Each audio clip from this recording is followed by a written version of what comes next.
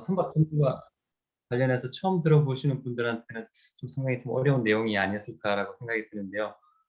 지금부터 한 1, 20분 정도 한 김인현 교수님 그 사회로 해서 좀 토론하는 시간을 좀 가지도록 하겠습니다. 네, 교수님 좀 예, 부탁드리겠습니다. 예, 그 윤민석 지점장님이 좀 몇 번 발표해야 될 것을 한꺼번에 이렇게 발표를 해주셨습니다. 저도 따라가지 못하는 분야도 좀 있고 그런 것 같아요. 그 선박 금융을 하시는 분들은 뭐 이해가 또 쉬우셨을 것 같은데, 그래서 지금부터는 한 토론 시간을 좀 이제 갖도록 하겠습니다. 근데 제가 먼저 좀 근본적인 거 하나 좀 질문 드려보면은, 근데 지금 우리가 이제 그 선주사를 좀 육성을 하자 이렇게 좀 주장이 많고, 해진공에서도 그렇게 이제 하려고 하는 것이고, 발표 중간에도 아까 이제 선주사 또 말씀도 하시고 그러셨는데, 그 지금 이제 지금 해진공에서도 지금 세일인 리스백 하면서 그 과거에는 이걸 이제 BBCHP로 해서 다시 용선자한테 줘버리니까 결국은 그 선주사가 안 되는 거 아닙니까? 지금까지 해왔던 것은. 그런데 이제부터는 내가 그 해진공에서 BBC로 빌려주겠다고 했기 때문에, 그 의미는 결국은 이제 매입을 한 그런 해진공이 일단 자기가 소유를 하게 되니까, 그런 배들을 이제 여러 척 이렇게 모으게 되면은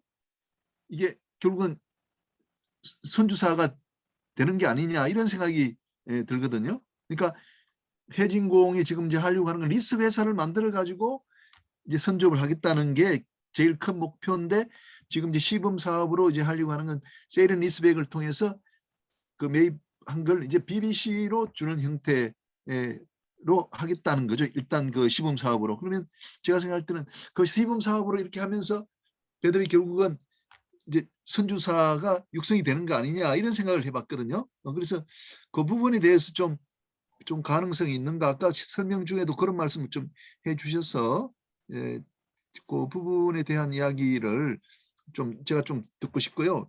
그다음에 이제 아까 그 해외에 이제 SPC 하던 걸 이제 국내로 가져오자 이렇게 하셨고, 저도 뭐 오랫동안 이제 국내 SPC 이야기를 하고, 이제 장점 같은 것은 이제 우리가 특별한 법률을 통해서 이제 해외에 취직을 하는 것과 동일하게 하자, 이렇게 이야기를 하고 있는데, 그 이제 우리나라에서 이제 선박우선 특권이 시행될 때는 이제 그 국제사법에 따라서 선적국법에 의하는데, 예를 들면 파나마나 파나마 법에 따르게 되는 이제 파나마 선적의 경우에는, 아까 그 화면에도 나왔습니다만, 그 우선 특권의 순위 중에서 네 번째가 선박 저당권이라고 되어 있는데, 그러니까 이제 금융 회사가 그 SPC에게 그 선박 금융을 일으켜주고 금융 채권을 갖고 있을 때, 그게 이제 저당권자로서 이제 그 행사를 할 수 있다,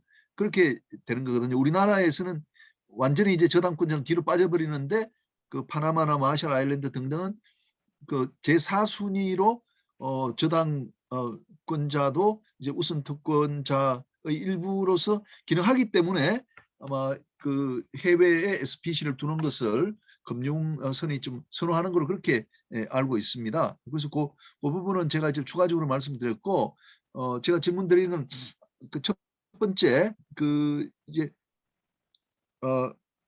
세일앤 리스백 하면서 이제 BBCHP로 배를 다시 용선해 주면서 선주업을 한번 육성해 보는 방안, 그게 이제 가능성이 있는가, 그 질문을 한번 드리겠습니다.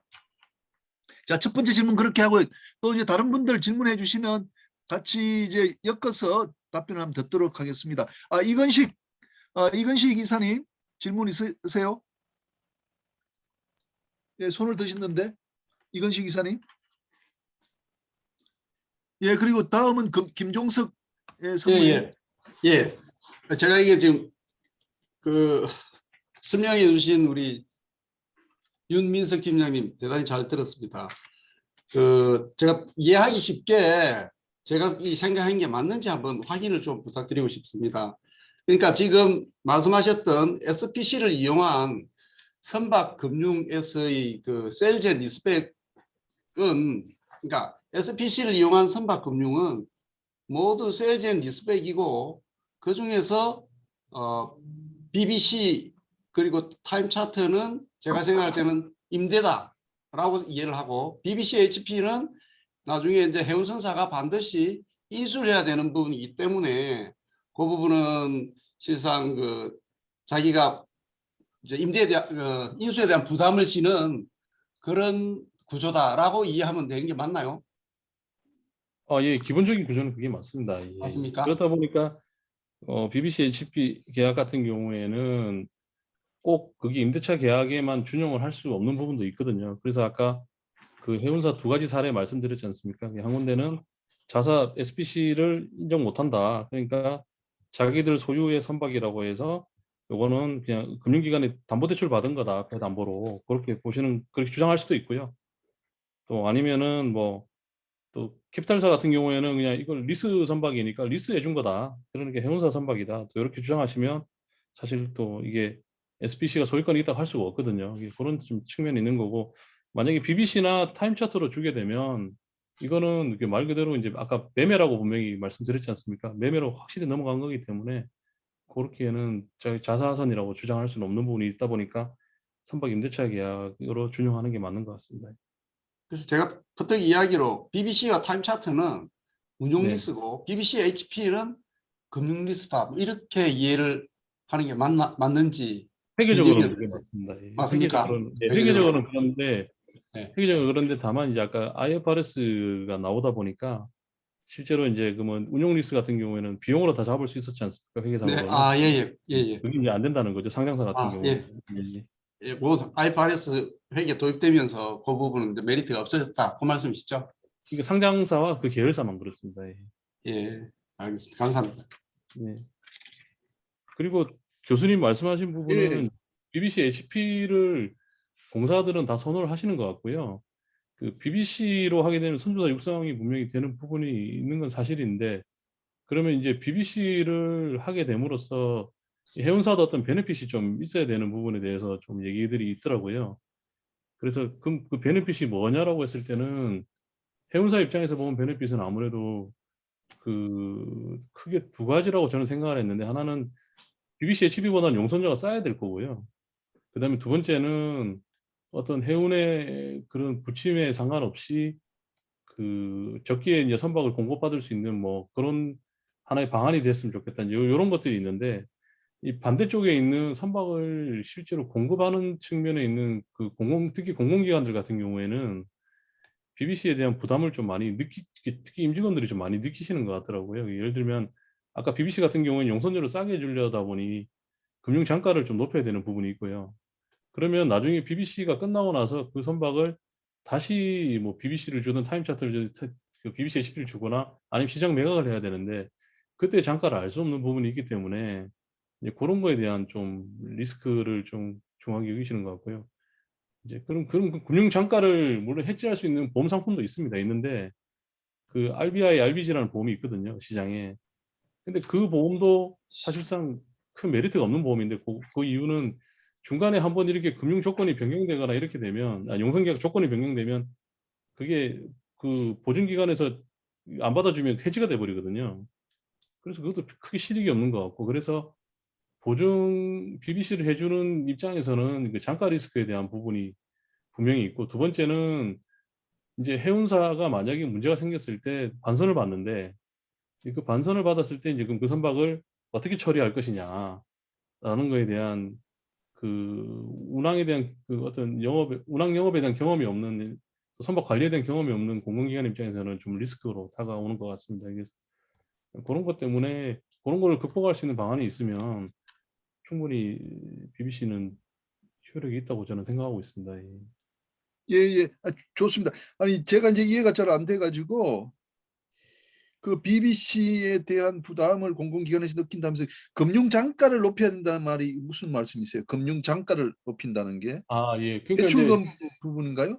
아닙니다. 그게 아니라 이제 그 BBC 기간을 5년을 줄 수 있지 않습니까? 예를 들어서 5년을 예. 줬는데 5년 후에 성과를 얼마로 볼 거냐는 부분이거든요.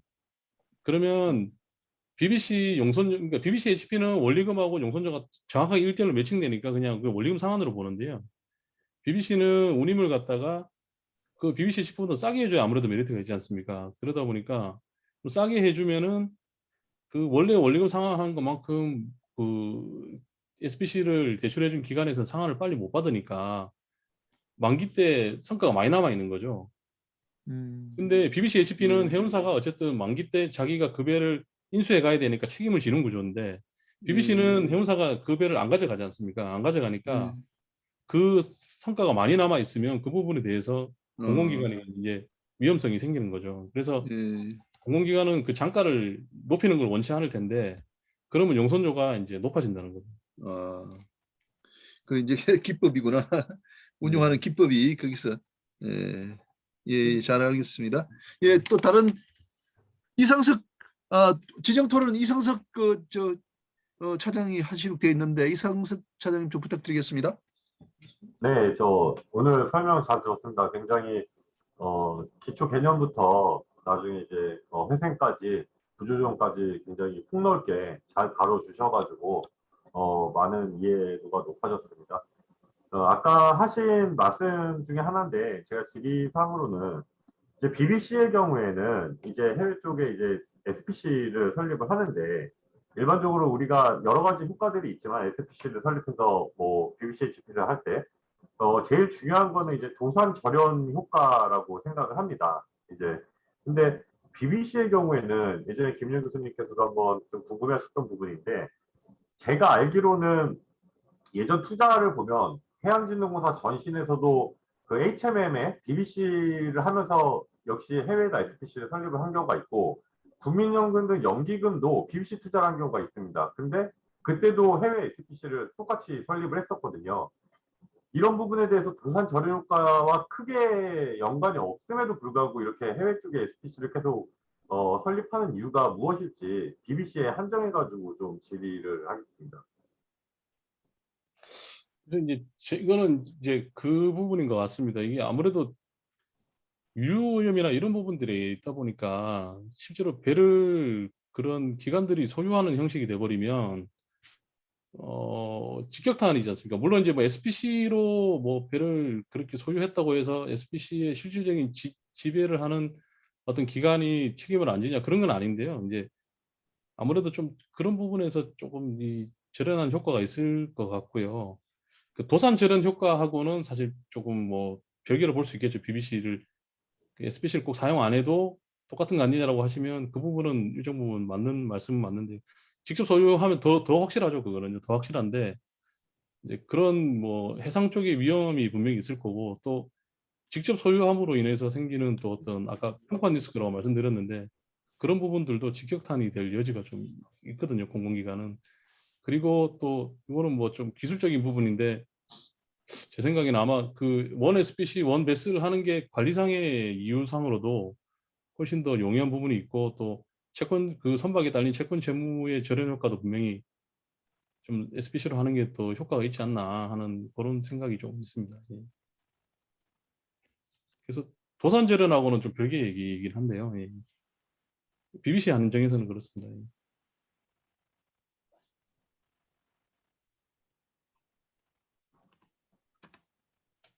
한 가지만 지금 손 드셨는데 한 가지만 이건 뭐 질의사항은 아닌데 제가 경험상에 잠깐 말씀드릴 오늘 업무랑 좀 예. 연관이 있는 게 있어서요. 사실 그 이제 해양진흥공사나 산업은행 같은 경우에는 이제 구조조정을 주도하게 되는데 해운 업계에서 일반적으로 자율협약이나 워크아웃 단계에서 끝내고 싶다는 그런 의지가 굉장히 강합니다. 이제 상업기관하고 좀 다른 뷰에서 보고 있는데요. 네. 되게 어려웠던 부분이 뭐냐면 법정 관리를 가지 않고 워크아웃 단계에서 끝내려고 하면은 사실 채무 조정이라는 게 강하게 이루어져야 되거든요. 그 중에 일반 해운선사 같은 경우에 선박금융 채무가 거의 반 이상입니다. 거의 절대 다수가 선박금융 채권인데요.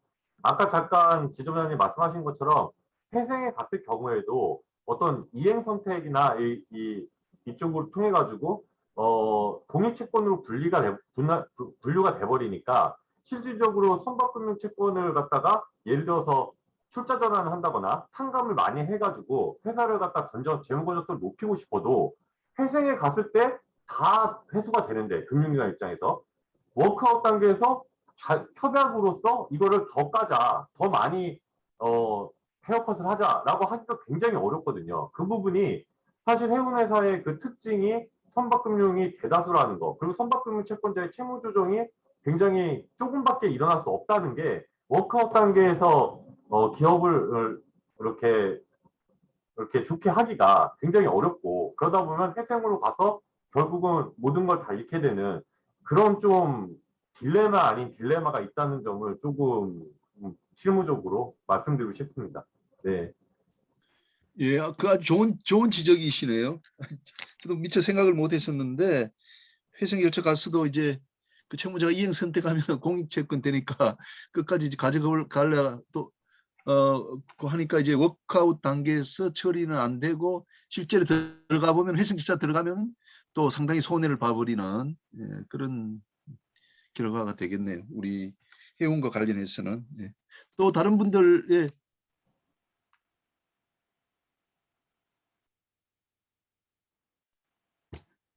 예, 우리 박성화 실장님, 뭐 질문 사항 있으세요? 박성화 실장님, 홍성표 선생님도 와 계시는데. 예.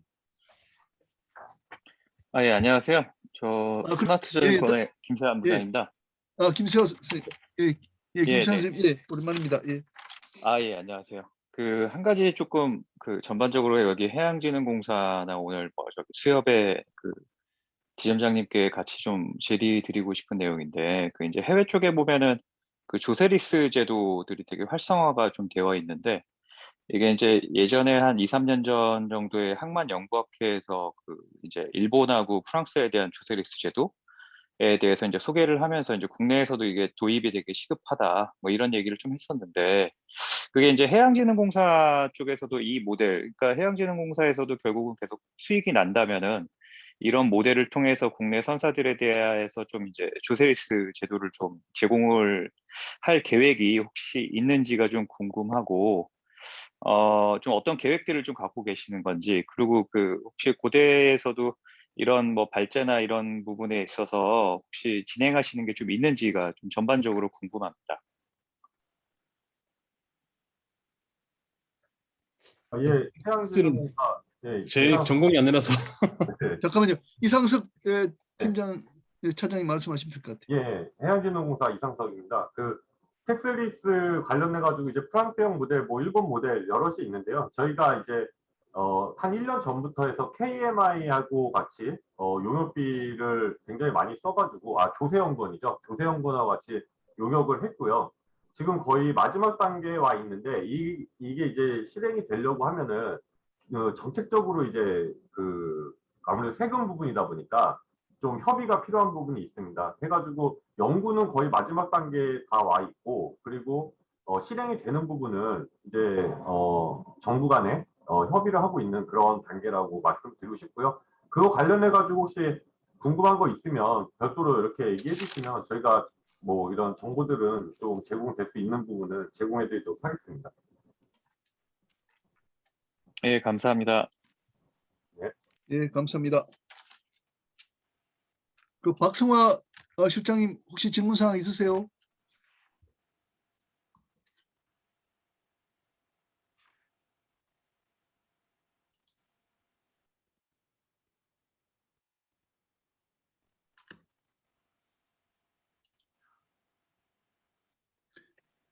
예, 또 질문 사항 있습니다. 유민석 지점장님께 한 가지 그럼 더 추가로 여쭤보겠습니다. 예. 그 해외 쪽에서 보면은 그 이런 BBC HP보다는 BBC에다 플러스 이제 퍼체스 옵션을 주는 경우에 파이낸싱이 되게 많이 이루어지고 있는데, 네. 한국에서는 거의 찾아보기가 좀 어려운 것 같아요. 근데 그 주된 이유가 뭐라고 혹시 생각을 하실까요? 그 사실 그 예전에는 이런 수요가 많았죠. 그러니까 옛날에는 한국에는 아까 KIFRS하고 좀 연계되는데요.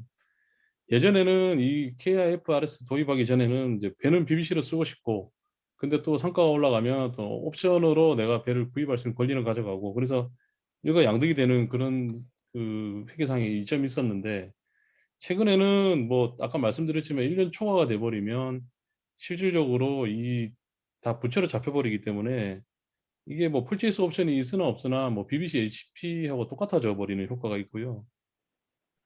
그다음 또 두 번째는 풀체이스 옵션을 부여하려면 사실 그게 좀 우량한 회사들이 아니면은 일반 중소 회사들한테는 그런 좀 좋은 그런 금융 조건이라 해야 되나요? 그런 걸 부여를 잘 안 하거든요. 그러다 보니까 그 아무래도 좀 활성화되지 않는 부분이 있는 것 같습니다. 그럼 이게 용선사들의 니즈는 있으나 국내 이제 금융회사들 쪽에서 받아들여지기 어려운 구조 때문에 이제 그렇게 보시는 네, 건가요? 제공하는 입장에서 보면은 이제 뭐 그게 사실상 뭐 BBC HP와 똑같은 구조인데 이거를 굳이 이렇게 뭐 옵션까지 주면서 할 필요가 있냐 하는 이슈가 좀 생기는 거죠. 왜냐하면 BBC HP로 하게 되면 제공자 입장에서 보면은 BBC HP는 그 선박을 사용하는 쪽에서 다 책임지는 구조잖아요. 모든 걸 다. 금융 창가까지 다 네. 책임지는 구조인데 이 옵션이라는 거는 해도 되고 안 해도 되는 거니까 제공자 입장에서는 굉장히 좀 리스크가 있다고 생각하는 부분인 거죠. 근데 이제 사실상 좀 지원을 해주려면은 이게 이제 금융 관점이냐 아니면 이제 그 해운 관점이냐 좀 그렇게 양갈래로 좀 보일 수가 있을 텐데요. 그게 뭐 이제 국가 공공기관 같은 데서 좀 지원을 해주려면 사실상 BBC를 해주고 그다음에 펄체스 이게 일종의 HP가 되면은 만기에 남아있는 벌금만큼 그만큼 사가야 되는 그 일종의 의무가 발생하는 거고 이제 펄체스 옵션이라고 하면은 사도 되고 안 사도 되기 때문에 그게 사실상 부채 비율로 잡히지는 않기 때문에 그래서 공공기관에서 사실 좀 특혜를 주거나 베네핏을 주려면 이렇게 펄체스 옵션을 줘야 된다고 저는 좀 생각이 되는데 혹시 이 부분에 동의를 하실까요? 그러니까 이제 풀체스 옵션을 주더라도 결국은 아까 그런 옵션을 부여받을 수 있는 회사들이 대부분 상장사나 그 계열사들이 될 가능성이 높거든요. 그러면 음, 그쪽 입장에서 보면은 BBC HP를 한 거나 옵션을 부여받은 거나 별반 다를 게 없기 때문에요. 왜냐하면 둘 다 부채로 잡혀버리니까요. 네. 음, 옵션의 경우엔 제가 알기로는 부채에 안 잡힌다고 저는 판단을 하고 있는데 아니, 상장사는 알겠습니다. 상장 계열사면은 아까 네네. 말씀드렸지만 1년 초과면 다 부채로 잡도록 일단 되어는 있습니다. 예. 아, 네. 잘 알겠습니다. 그 부분과 관련해 가지고 그 제가 대부분 판례가 있어서 좀 말씀을 드리면요. 그 이제 어떤 회사가 BBC HP라고는 해놓고는 이제 그 퍼처스 옵션을 해서 마지막에 벌룬 그 프라이스가 굉장히 많았어요. 그러니까 이제 우리 그 경우에 이제 배가 침몰을 해버렸는데 BBC HP가 내가 넣었던 그 선박 그 보험금을 타올 수 있느냐 이게 문제가 됐거든요. 그런데 그 우리가 이제 BBC HP를 정상적으로 이렇게 하면은 성과를 할부로 계속 갚는 경우에는 우리 대부분 뭐라고 하냐면 그때는 기대권이 있다.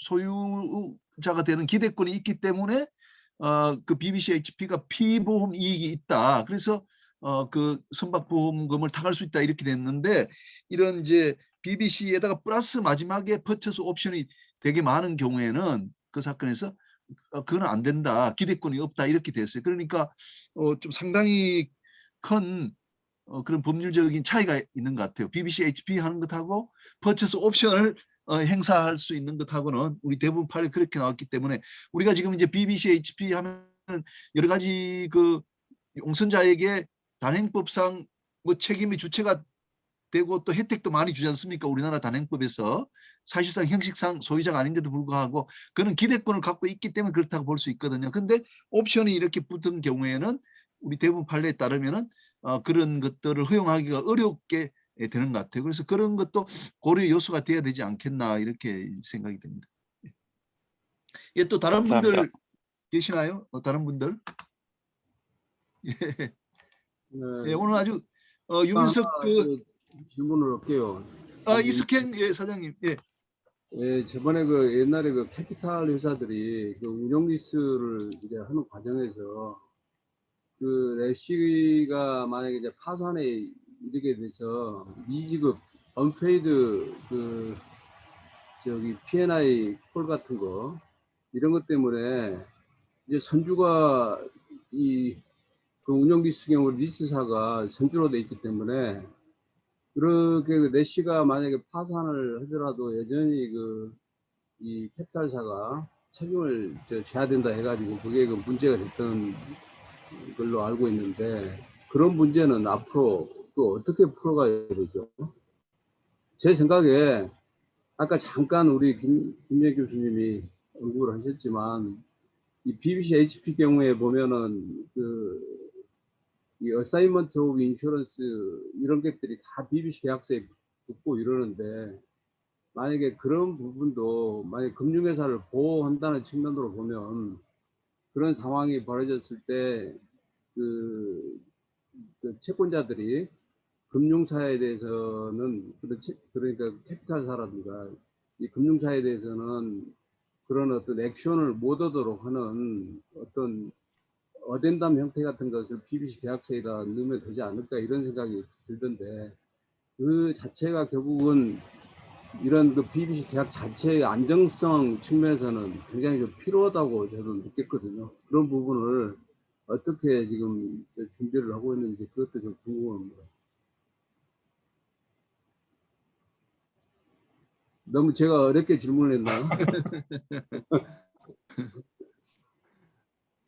사실상 뭐 저기 손주가 지급하지 못한 보험료나 이런 것들은 그 캐피탈뿐만 아니라 일반적으로 금융사들이 그거는 채권 보전 측면에서 대부분 다 지급을 하고 있습니다. 보험료나 이런 것들은요. 왜냐면은 뭐 그것 자체가 나중에 다 이제 선박의 물리적인 문제에도 다 결부되는 거기 때문에 담보훼손에 대한 방어책으로 미리 지급하는 부분에 대해서는 금융기관 내에 뭐 엄청난 뭐 저항이나 허들은 없는 거고요. 다만 이제 그런 것들을 미연에 이제 그런 금융기관들이나 이 SLB를 하는 투자 기관의 운용사들이 좀 미리미리 그런 언페이드된 비용들을 좀 이렇게 관리를 할 수 있는 그런 기술들도 필요하지 않나 그렇게 보고 있습니다. 실제로 회사들이 회생 들어가고 해외 전 세계 각지에 뭐 배들이 다 잡혀 있는 경우에 항상 문제되는 게 이제 보험이거든요. 저희도 제일 먼저 걱정되는 게 뭐 배상책임 보험하고 그다음에 이제 선체 보험인데, 그 부분에 대해서는 금융기관 내부에서도 지급해야 된다 얘기하면 사실 뭐 그 경영진에서도 그거 지급하지 말자고 하는 사람 아무도 없거든요. 그래서 그 부분에 대한 허들은 좀 없는 것 같습니다. 없는데 다만 이제 관리를 좀 미리 잘 해야겠죠. 이제 담당자들이요. 예.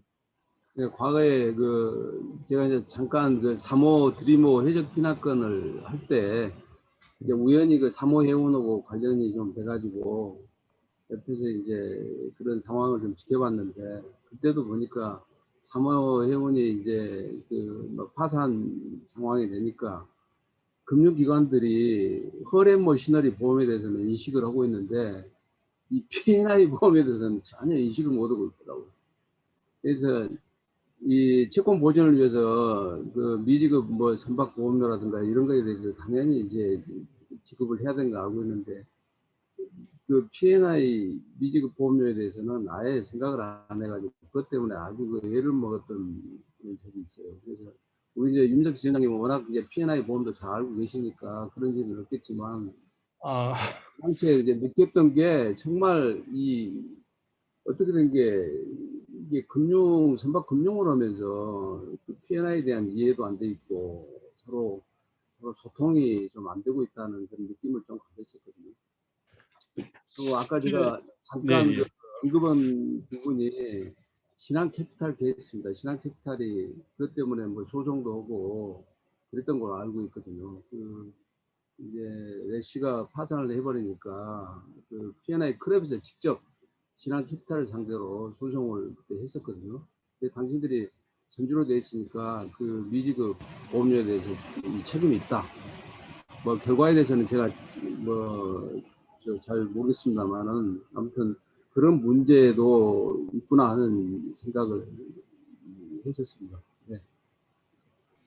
예, 좋습니다. 우리 윤 지점장, 제가 또 하나 여쭤보면요.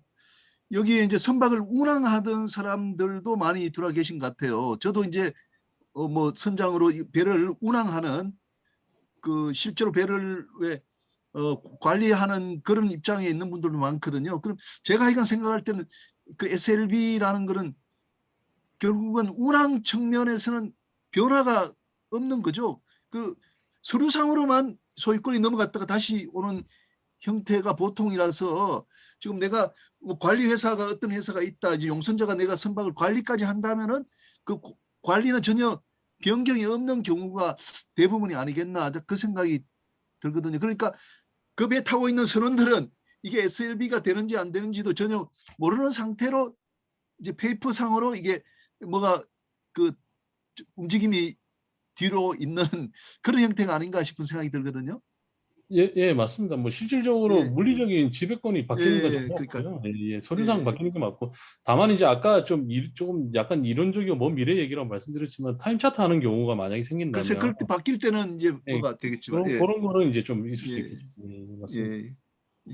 그리고 아까 이석경 사장님 말씀하신 거 관련해서 예전에 그 항만에서 그때 어레스트가 돼가지고요. 그 또 다른 뭐 그 S사 회사 배웠는데, 그래서 이제 그 항만 당국에서 한번 난리가 난 적이 있습니다. 이게 배상 책임 보험이 있냐 없냐 가지고 그 항만 당국 그 저기 높은 분이 전화가 오셔가지고 한번 난리가 난 적이 있는데, 결국은 이 P&I를 그때는 가입을 하려도 가입이 안 되더라고요. 그 회사가 이제 무너질 때도 무너져 있는 상황이니까 운항하는 선박도 아니고. 그래서 이제 저희 같은 경우에는 국유지책으로 그냥 그 포트 리스크 보험 들었거든요. 그냥 거기서 이제 항만에 정박하는 전제 조건으로 선체가 되고 아주 일부 그냥 충돌 정도만 100%다 보상되는 4분의 4 RDC 조건으로 들어가지고 이제 그렇게 정도만 커버할 수밖에 없었던 그런 사례도 좀 있었습니다. 그래서 P&I를 가입하자라고 얘기를 하면 좀 쉽지 않은 부분은 사실입니다. 예. 운항을 할 게 전제가 돼야 되기 때문에. 맞아요. 그런 문제도 있어요. 이게 파산 지경이 되니까 진짜 다 그렇게 되면 이제 P&I 클럽들이 다 빠져나가려고 그러거든요. 그 리스크에서. 그래서 이제 그런 부분도 만약 상황이 벌어지면 어떻게 대처를 해야 될 건가 하는 것도 좀 연구를 해야 될 거예요. 예, 맞습니다. 이게 SLB가 지금은 다 이게 그 영업이나 마케팅 쪽에만 집중되어 있는데, 실질적으로는 이게 나중에 관리나 그 사고가 나고 난 이후가 사실 더 중요하거든요. 이제 그런 부분들도 이 공사들이 지금부터 준비하셔야 될 부분이라고 분명히 생각하고 있습니다. 그리고 예. 오늘은 이거 제가 또 한 가지 좀 질문하는데 오늘은 그걸 논하지는 않았지만 그 선박 우리가 매매 그 경우에 보면 크로징 할 때 프로토콜 오브 딜리버리 앤 액셉턴스를 이렇게 주고받지 않습니까? 예. 근데 마찬가지로 BBC 경우도 그 BBC 기간이 끝나고 나면 마지막 단계 프로토콜 오브 리딜리버리 앤 액셉턴스 그 프로토콜을 주고받는데 이게 최근에 제가 중재를 하나 하고 있는 건이 하나 있는데 그 프로토콜에 양측이 다 서명을 했음에도 불구하고 선주가 배를 가져간 이후에 조선소에 들어가서 대대적인 수리를 한 거예요. 그리고서 이제 용선주한테 이 클레임을 치는 경우가 있는데 이런 경우에 대해서 어떻게 생각합니까? 혹시 여기 망에 들어와 계신 분 중에 아는 분이 있으면 좀 얘기 좀 해주세요. 저는 상식적으로 프로토콜 서명하고 나면 다 모든 게 끝나는 걸로 그렇게 알고 있는데 이게 특별히 뭐 BBC 계약서에 나중에 이의 제기할 수 있다 없다 이런 얘기는 안 돼 있고 또 외연 티어 경우는 우리가 통상적으로 그거는 그 기간만큼에 대해서 외연 티어는 인정을 해야 된다는 것에 대한 것도 다 돼 있거든요. 그런 것 말고는 특별한 게 없어요. 이 부분에서 우리 유민석 전장님 뭐 한 말씀을 제가 뭐 이건 전문가는 아닌데요. 이제 그런 생각은 한번 해봤습니다. 이게 BBC로 배를 매각을 했을 때 그때 어떤 선박의 에지에지 상태가 있을 텐데 그 부분하고 실제로 한 5년을 BBC를 줬을 때 선사들이 반선을 했을 때 그때 배 상태가 분명히 다를 텐데, 거기에 대한 거를 이제 물론 이제 사장님께서 말씀하시는 부분은 어떤 서류상에 이제 서로 간에 쌍방 간의 확약이면 그 이후에는 서로 문제 제기하면 안 되는 거 아니냐 이 말씀이신데, 실제로 그 단계 가기 전에 이제 딜리버리 받을 때부터 분쟁이 생길 여지도 있거든요. 처음에 배 받아갈 때하고 다르지 않냐. 이제 그런 것부터 먼저 좀 선행해야 되지 않냐, 저는 오히려 그렇게 생각하고 있습니다. 아니 요 BBC 경우도 이걸 생각을 하셔야 돼요. 왜냐하면 이게 그거 프로토콜이라고 그러면 이제 우리가 그냥 의정서라고 표현을 해 서로 논의해서 정한 서류다 이거죠. 근데 제가 지금 핸들링하고 있는 그 케이스 경우에는 그 매매계약서 그 프로토콜처럼 스탠다드 폼이 없어요. 사실 BBC 경우에는. 그러다 보니까 단순하게 그 뭐야 미 딜버리한 날짜, 장소, 그다음에 또 ROB는 중요하잖아요. 일단 그 잔유량을 정산해야 되니까 이제 그런 거기 때문에 ROB에 대한 건 명확하게 돼 있고, 그리고 특별하게 뭐 리갈리, 뭐 피지컬리 뭐 인도한다라든가 이런 내용은 안 들어가 있거든요. 그러면 그것이 들어가지 않았다 해서 이 프로토콜이 아니냐 하면은 또 그건 아니거든요. 그래서 다 확인하고 다 반선을 했는데 어떻게 이제 얘기할 수 있느냐, 이제 이렇게 보는 측면과 아무 BBC 계약서상에 그 나중에 이재기를 뭐 할 수 있다 없다 그런 저 문구가 없기 때문에 전주는 언제라도 또 이재기 할 수 있다 이렇게 또 볼 수 있다고 주장하는 측면이 있거든요. 그래서 참 이런 문제도 그 미갈적인 측면에서 좀그 검토가 있어야 될 것 같고, 이런 예가 없기 때문에 영국에도 판례가 없는 것 같아요.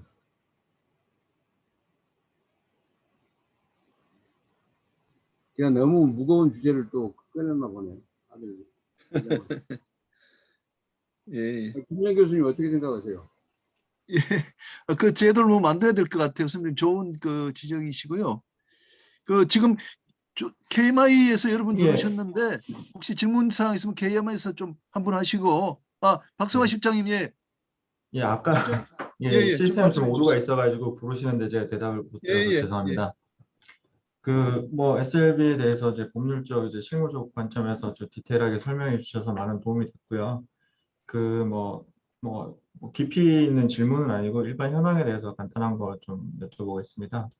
그 세일즈 앤 리스펙 최초로 이제 시행할 때 이제 선사 좀 어려움이 있는 선사들의 대상으로 이제 부채비율을 낮추고 유동성을 지원하는 목적으로 이제 시작이 된 걸로 아는데, 실제로 좀 지원하는 선사나 선사들이 어떤 기준으로 선정이 되고 있고 그들의 목적이 어떻게 되고 있는지 좀 간단한 현황에 대해서 말씀해 주시면 좋을 것 같습니다. 그 현황을 굳이 말씀드리면 이제 죄송합니다. 말씀을 드리면 어떤 상태의 뭐 선사들인지.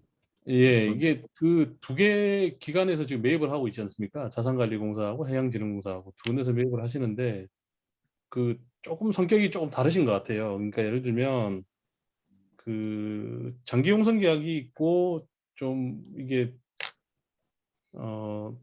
장기용선 계약이 있고 달러 대출을 달러 대출 다 선언을 하시는데 무조건 달러 대출을 받으셔야 되고, 장기용선 계약이 있고 뭐 또 이런 회사들 같은 경우에는 자산관리공사로 많이 가고 계시고요.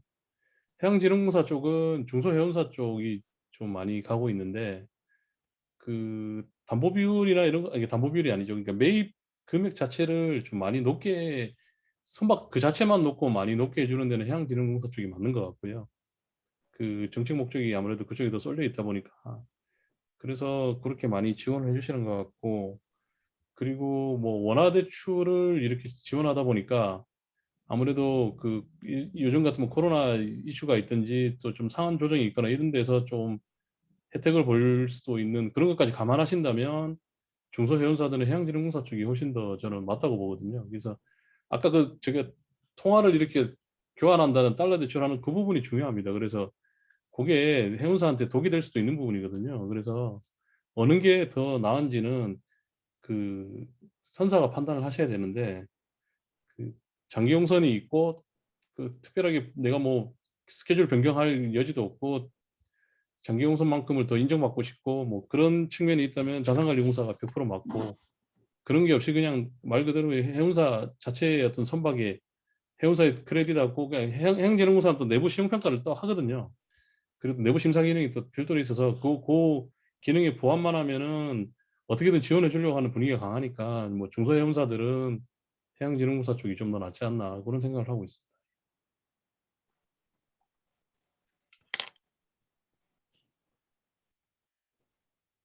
근데 뭐두 기관 다 공이 똑같은 거는 이제 은행처럼 개별 해운사의 신용 등급만 따지고 놓고 이렇게 뭐 지원해주고 이렇게는 하지는 않거든요. 그리고 좀 더 커머셜하게 상업적인 측면에서 뭐 선박의 어떤 내용 연수나 선박의 수익 그, 그 상업적인 수익이 얼마큼 날 수 있는지 뭐 이런 것들 따져가면서 주로 많이 매입을 하기 때문에 이게 일반 금융기관하고 좀 많이 다른 점이 아닌가 그렇게 생각하고 있습니다.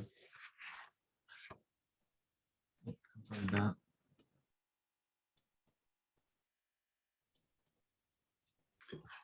예, 이제 그 좀 마쳐야 될 때가 된 것 같습니다. 9시 이제 30분이 넘었는데요. 제가 마지막으로 이런 질문 한번 드려볼게요. 방금 우리 박성화 실장님이 그런 또 질문을 하시는데, 저는 이제 선박 금융을 안 하는 사람이라서 어떤 이제 머리에 이게 그림이 잘 안 그려지는데, 세일 앤 리스백이 자꾸 많아져 버리면은 그게 그런 현상이 자꾸 나타난다는 거는, 예를 들면 우리나라에서 그런 세일 앤 리스백이 자꾸 많이 나타난다는 이야기는 결국 우리가 불황이다. 운용 자금이 필요하기 때문에 배를 그렇게 팔아서 거기 남는 차익만큼 가지고 온다. 그래서 SLB가 많아지는 건 결코 좋은 현상이 아니다, 이런 생각이 일단 좀 들거든요.